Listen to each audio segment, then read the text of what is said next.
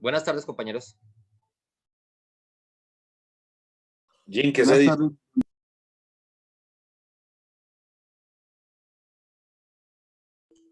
Bien, compañerito David, compañerito César, Carolina. ¿Cómo está, don Álvaro? Javier, ¿cómo están todos? Don Para Wilton. todos. Buenas tardes. Compañeros, buenas noches. Hola, don Edgar. Buenas noches, compañero. Sí, todos. Buenas noches. ¿Qué más? ¿Cómo me les va? ¿Cómo les ha ido? ¿Bien? Sí, súper. Mucha Bien, cosa. don Edgar.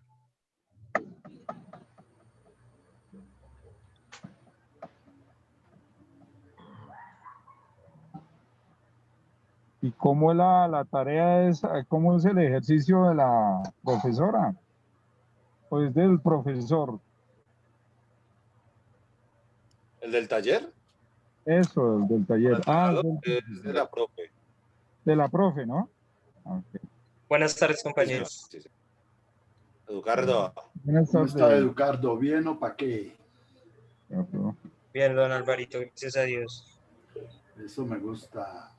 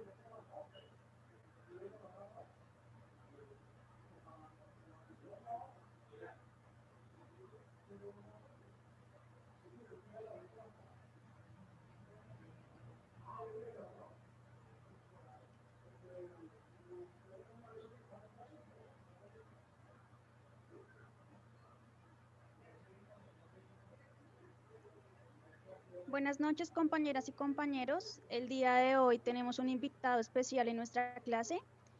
Voy a dar la presentación del doctor Luis Enríquez para que por favor comencemos con la clase. Muchas gracias.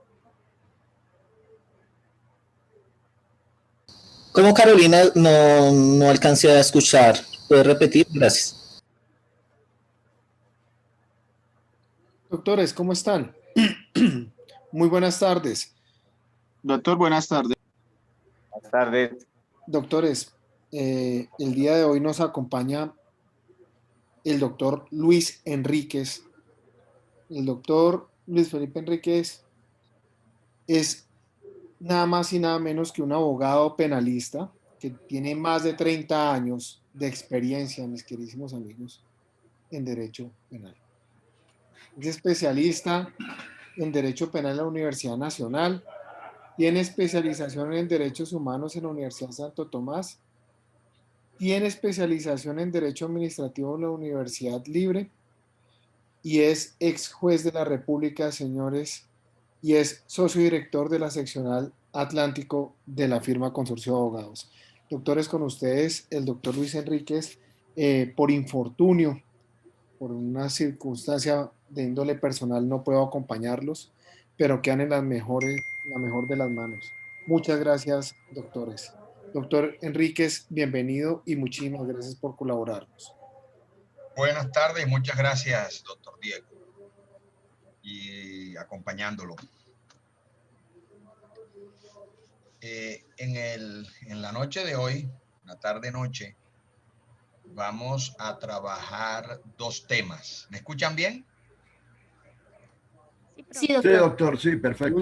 Sí, doctor, clarito. Sí, doctor. Bueno, vamos a trabajar dos temas que son interesantes, como son los elementos del tipo, y vamos a trabajar autoría y participación. Como primero, es menester que digamos de que toda el derecho penal como tal gira en torno a la conducta punible.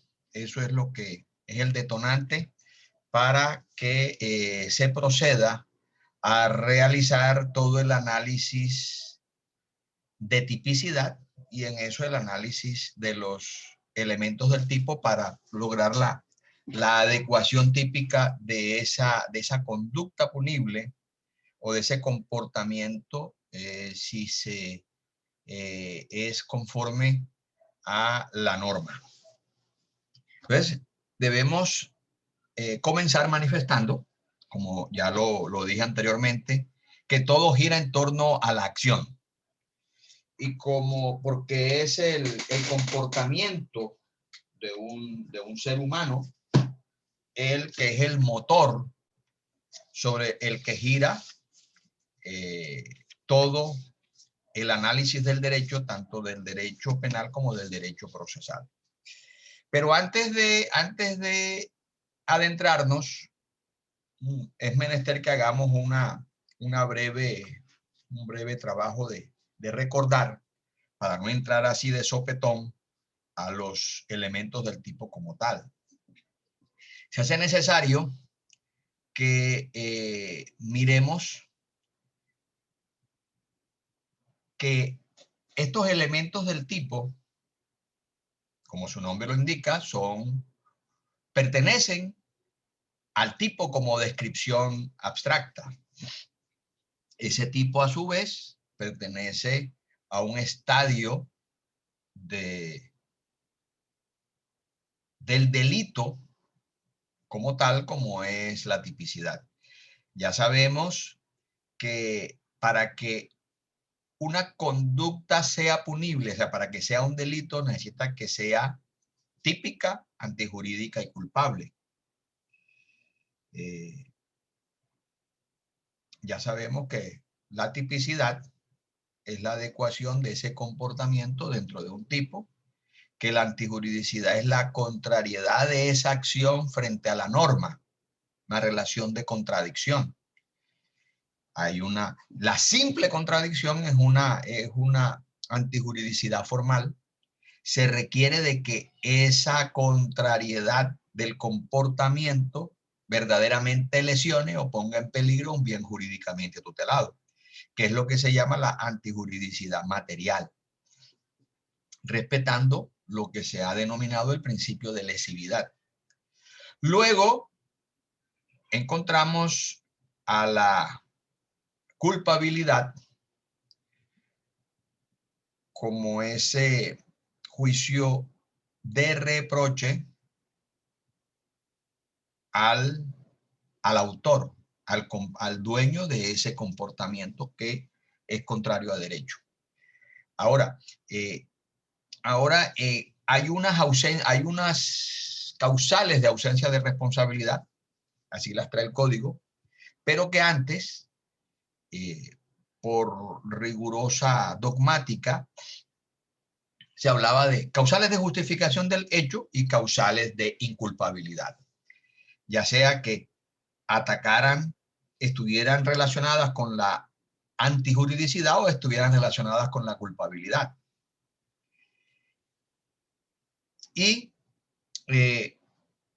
Pero vemos que todo esto gira en torno a la acción. Entonces, es la acción la que va a determinar todo este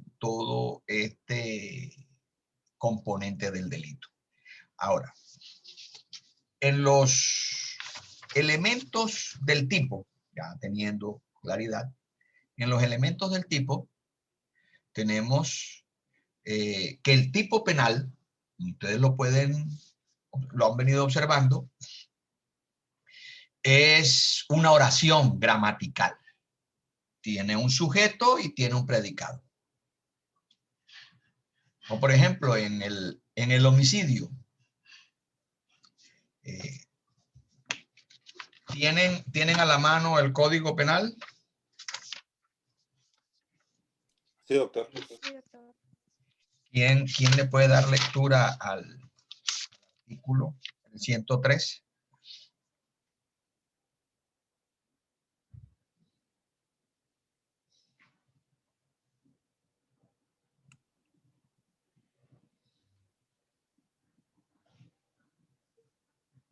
¿Alguien lo quiere leer o lo leo yo directamente? Yo, profe. Listo. Dice, capítulo de homicidio, artículo 103. El que matare a otro incurrirá en prisión de 13 a 25 años. Listo. Entonces ya vemos que el tipo como tal es una oración completa. Ahora, el tipo tiene una parte preceptiva y una parte sancionatoria. Nos interesa la parte preceptiva, porque la parte sancionatoria es la consecuencia, la prisión, la sanción. Veamos la parte preceptiva, que es la que nos interesa. El que matare a otro. ¿El qué? El sujeto. Y el predicado, el matar a otra persona. Entonces, ya vemos de que tiene un sujeto y tiene un predicado. Es decir, el predicado, ¿qué es lo que califica al sujeto? Lo que dice que el sujeto hace o ha hecho, o como en este caso, aunque aquí está construido de manera de el que matare, tiene un contenido normativo. Ese contenido normativo es lo que se conoce como norma de prohibición, no matar. Es decir, cada tipo penal tiene una norma de prohibición, o sea, que esa conducta, que ese verbo que dice allí, o sea, esa acción que está representada en ese verbo no se realice, porque está prohibida, porque es contraria a derecho. Es por eso que se llama norma de prohibición. Ahora, cuando una persona realiza, ¿qué hace? Realiza la prohibición.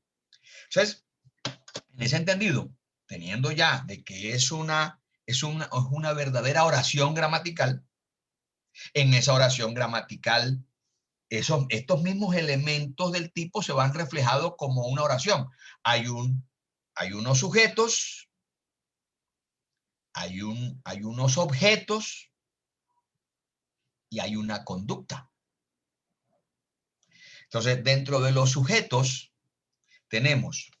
está el sujeto activo o sujeto agente, que también se le denomina, y es la persona que desarrolla la acción. Luego encontramos, como estamos hablando de la acción, o sea, centrémonos en la acción, en el comportamiento humano como acción, porque les aclaro, el Código Penal nos habla de conducta punible y dice que la conducta punible puede ser omisiva o activa, una acción o una omisión. Pero hablando como lo establecen los dogmáticos, que el comportamiento es una acción. Entonces, esa acción, hay unas acciones propiamente dichas que son acción como tal y otras que son omisiones como tal. Entonces, vamos a centrarnos aquí en la acción. Entonces, esa acción, ese sujeto activo es el que desarrolla la acción. Por ejemplo, en el homicidio, el que mata. En el hurto, el que se apodera de la cosa mueble. Entonces, en ese orden de ideas, seguimos con la conducta para llevar un orden sistemático. La conducta. O sea, ¿qué es la conducta? Es la que es desarrollada a través de un verbo que se llama verbo rector o núcleo rector del tipo, y es desarrollada por el sujeto agente o sujeto activo, que es el que desarrolla en sí la acción. Como ustedes van viendo, todo va conectado a la acción como tal. Encontramos también como otro elemento el objeto jurídico. Ese objeto jurídico es el que es vulnerado por el sujeto activo, ya sea lesionándolo o poniéndolo en peligro. ¿A través de qué? Del desarrollo de la acción. Este objeto jurídico es el bien jurídicamente tutelado, que es el que encontramos al principio de cada título. Por ejemplo, en los delitos contra la vida y la integridad personal, ese es el bien jurídicamente tutelado. En el hurto será el patrimonio económico. En los delitos de peculado, celebración indebida de contrato, será la administración pública. En los delitos de contrabando, de captación masiva, será que el orden económico y social, y así sucesivamente. Luego, ya tenemos el sujeto activo que tiene una relación directa con la conducta y con el objeto. Porque con la conducta desarrolla el comportamiento que lesiona ese bien jurídico y a su vez lo desarrolla a través de ¿qué? A través de un comportamiento que se representa en un verbo rector. ¿Y quién lo desarrolla? El sujeto activo, que es la persona anónima indeterminada, el qué. Luego tenemos otro aspecto que está relacionado con el sujeto pasivo. El sujeto pasivo no es más que el titular del bien jurídicamente tutelado. Es el dueño, que resulta lesionado por el sujeto activo cuando realiza la acción. Vemos que todo lo tenemos que relacionar con la acción porque la acción es la determinante aquí. O sea, el sujeto pasivo es el titular, el dueño del bien jurídicamente tutelado que resulta lesionado o puesto en peligro. ¿Por quién? Por el sujeto agente. ¿A través de qué? A través de un comportamiento, de una conducta, de una acción. Y luego encontramos el objeto de la acción, que también se ha denominado objeto material. Ese objeto de la acción es la persona, cosa o fenómeno en quien recae la acción del sujeto agente. Como hemos venido observando, todo gira en torno a la acción. ¿Quién realiza la acción? ¿En quién recae la acción? ¿Quién es el titular del bien jurídico que resulta lesionado por la acción desarrollada por el sujeto agente? Entonces ya vemos, este objeto de la acción puede ser de carácter, como ya dijimos, personal, de carácter real o de carácter fenoménico. Fenoménico el honor, en la injuria, en la calumnia. Real, el patrimonio, las cosas. Acuérdense del derecho real, el derecho que se tiene sobre una cosa sin respecto a determinada persona. La definición que da el Código Civil de bien. El bien son cosas y las cosas pertenecen a los derechos reales, que es el derecho que se tienen sobre las cosas, el derecho patrimonial. O sea, está el derecho real, perdón, el objeto de la acción u objeto material real, que es el objeto que recae sobre las cosas, y tenemos otro objeto personal. Es cuando la acción desarrollada por el sujeto agente recae sobre una persona en particular, como por ejemplo las lesiones personales. Otro, en el homicidio. Otro, en el acceso carnal sobre la mujer o sobre el niño o la niña que resulta accedido carnalmente o por actos sexuales abusivos.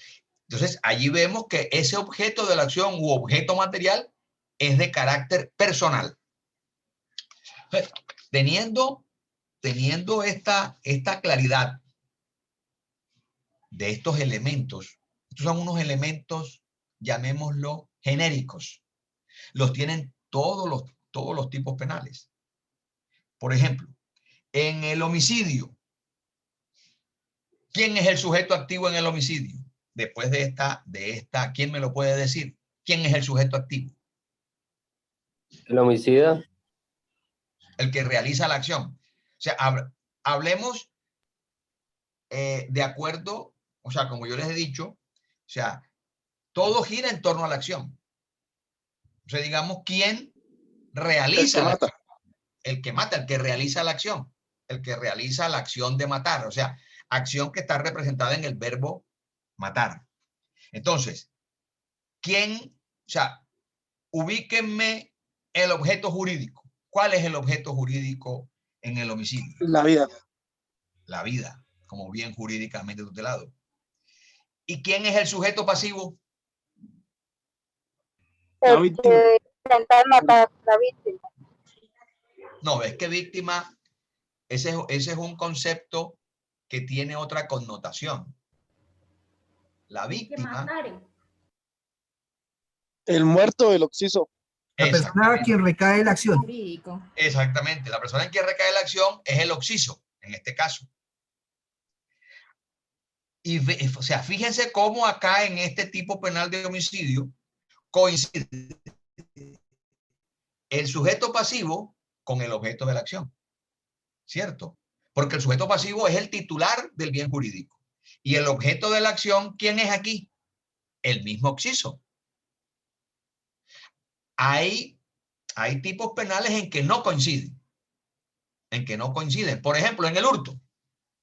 En el hurto, el sujeto pasivo, el titular, es el dueño de la cosa.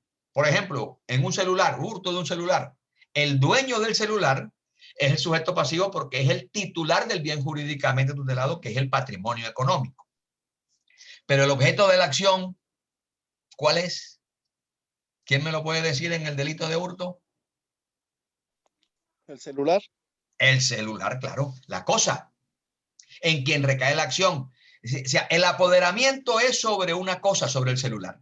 Entonces, en quien recae la acción, en este caso de hurto es de apoderar, de apropiarse, ese objeto es el celular. Ese objeto es un objeto material real, porque es una cosa, el celular es una cosa. Entonces, en el homicidio, volvamos al homicidio.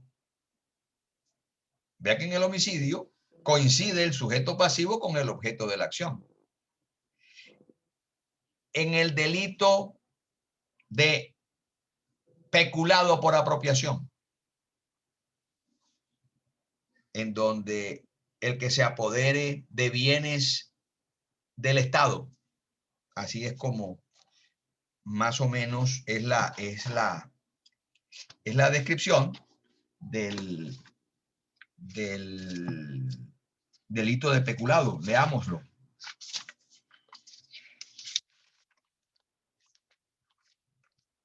¿Quién lo tiene a la mano para irlo?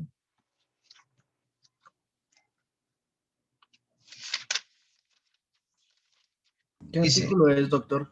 397. Dice, el servidor público que se apropie en provecho suyo o de un tercero de bienes del Estado, o de empresas o instituciones en que se tenga parte, o de bienes o fondos parafiscales, o de bienes de particulares, cuya administración, tenencia o custodia se le haya confiado por razón o ocasión de su función, incurrirá en prisión. Entonces, veamos que aquí hay una apropiación. Este delito o este tipo penal es muy parecido al hurto. Pero mientras el hurto es sobre bienes particulares, aquí el hurto es sobre bienes del Estado. Entonces, miremos. ¿Quién es el sujeto pasivo en el peculado? El Estado. El Administración, Estado. administración La pública. administración. El Estado. Administración. Exactamente, el Estado. Ahora, ¿y quién es el objeto de la acción u objeto material? Funcionario, ¿Los bienes públicos? el funcionario, El bien que se apoderan. el funcionario. No, Los El bienes erario públicos. público. El erario. escúchenme bien, objeto de la acción. Por ejemplo, objeto de la acción es la persona, cosa o fenómeno en quien recae la acción del sujeto agente. En ese caso, el erario. El bien El inmueble que se erario. apodera. Sí, puede Por ser Por un eso. inmueble, puede ser un inmueble, pero del Estado. Sí, el Eso viene en el Estado. Eso de los bienes, ya vemos que aquí el objeto material no coincide con el sujeto pasivo. El titular de ese bien jurídico que es la administración pública es el Estado. Pero el objeto de la acción, es decir, en quien recae, es en los bienes del Estado. Es decir, desligado totalmente del sujeto pasivo. Entonces, en esos elementos del tipo, además de estos que siempre están allí permanentemente, encontramos lo que se han denominado ingredientes del tipo, que unos son subjetivos y otros son de índole normativo. Los ingredientes subjetivos, que no se puede confundir con el dolo, porque el dolo va en relación directa con la acción, y a eso vamos ahorita. Acá, en estos ingredientes subjetivos, son propósitos específicos que exige el tipo penal.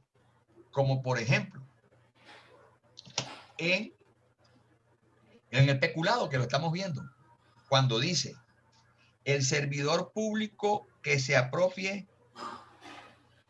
en provecho suyo.